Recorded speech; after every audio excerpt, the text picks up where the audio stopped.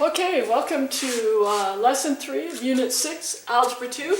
Again, we're going to be looking at the exponential functions. This time, we're going to have a decay factor in here for the b. Open in another window, the Desmos.com calculator, www.desmos.com. I want you to make up some templates. If you have an idea from yesterday's or from the last lessons experiments, then I just want you to make another template. This is for a decay factor where it's going down. This one's going down by a half every time you go to the left. And I want you to plug in -4 for the h, that would be an x plus 4. And a +5 for the h, that would be an x minus 5. And I want you to put all three of these on one graph on Desmos. Predict before you go to Desmos what it'll be on your graph and see if you're right. After the last lesson with growth exponential functions, I think you can see a pattern starting to occur. So now here we want to change the k value. That comes after all of the exponential stuff. It's the number on the end here. So I want you to predict what those will do to that decay factor.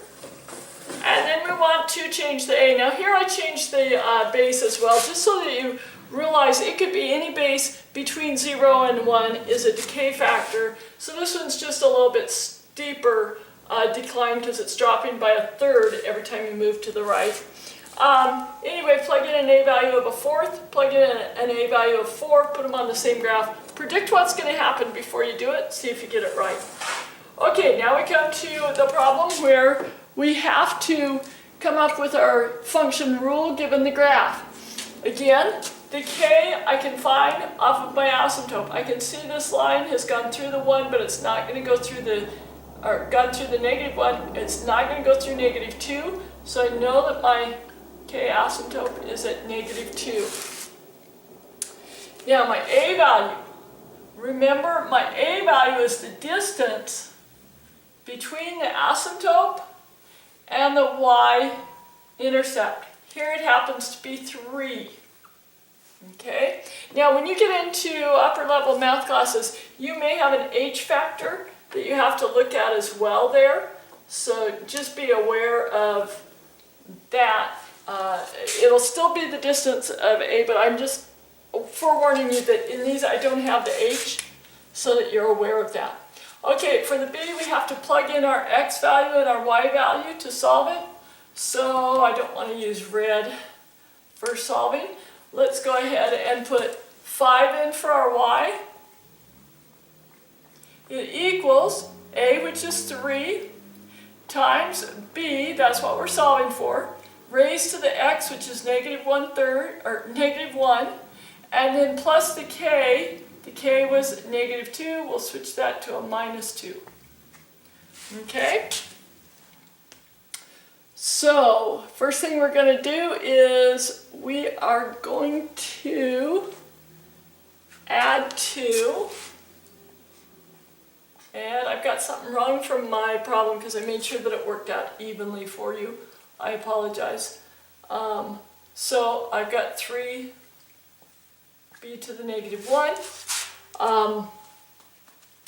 I am guessing that I'm off by 1 on my graph here. I apologize. I think that my asymptote was actually at -1 rather than -2, which would have caused this to be 6. So we're going to switch that, just so it comes out real nice for you on this first one. So let's switch this, say that that was a -1. I just drew my graph a little bit low. Don't switch my problems, ask me if it doesn't come out nice, because some of mine might be fractional. Anyway, so that would be at a -1, and that would be -1. That would make this a 6 now. Now we're up to divide. So we divide each side by 3. We get 2 equals b to the -1. Okay?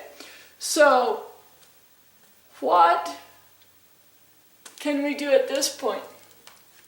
Well, if we know that 2 equals b to the -1, 2 over 1 equals b to the negative 1, then we really want to put b as a positive one to know what b is equal to. So let's think about how we'd switch it.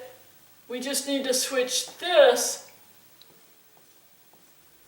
in order to get that to the positive exponent for b.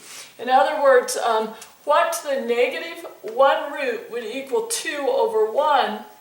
Well, we know that that would have to be 1/2 to the negative 1 is equal to 2 over 1 because it has to flip.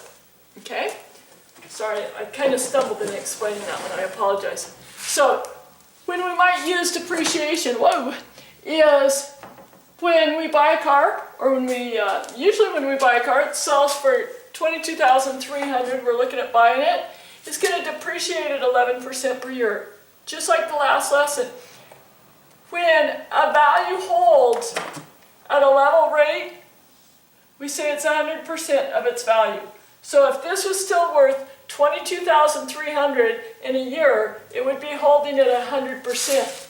But when it depreciates by 11%, that means it goes down from the 100. So we need to subtract from 100, you get 89, and that would be your factor, your b factor that you use in your exponential equation. Then you plug in your starting amount for your a value, and you raise it to however many years. Here I'm asking 7 years, you'd raise it to the 7 to see what the value would be in 7 years. I would like you to be very comfortable working out these kind of problems, so ask if you need some help on them. Thank you very much.